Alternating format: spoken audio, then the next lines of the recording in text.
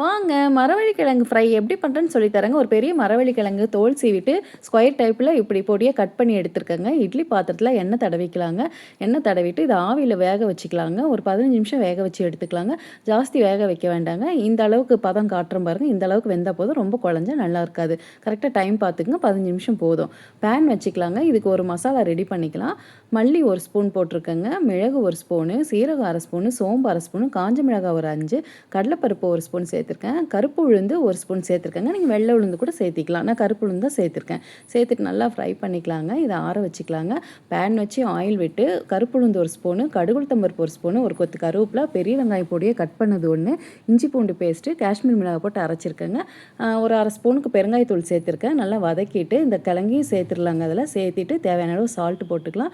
ஒரு 1/2 ஸ்பூனுக்கு மஞ்சள் தூள் சேர்த்துருக்கேங்க. இன்னும் கலருக்காக ஒரு 1/2 ஸ்பூன் அளவுக்கு காஷ்மீர் மிளகாத்தூள் சேர்த்துருக்கேங்க. நல்லா ஒரு நிமிஷத்துக்கு ஃப்ரை பண்ணிக்கலாங்க. இதை நல்லா ஆற வச்சோம் பார்த்தீங்களா, மசாலா வறுத்து அதை பவுட்ரு பண்ணிக்கலாம். நைஸாக அரைச்சி எடுத்துக்கலாங்க. இந்த தூளையும் அதில் தூவிட்டு மறுபடியும் ஒரு நிமிஷத்துக்கு ஃப்ரை பண்ணலாங்க. பண்ணிவிட்டு ஒரு 1/2 டம்ளர் அளவுக்கு தண்ணி விட்டு நல்லா ஃப்ரை பண்ணிடுவோம் 1 நிமிஷத்துக்கு. இந்த அளவுக்கு சுண்டுனதுக்கப்புறம் இறக்கிக்கலாங்க. மணமணக்கும் மரவள்ளிக்கிழங்கு மசாலா ரெடிங்க.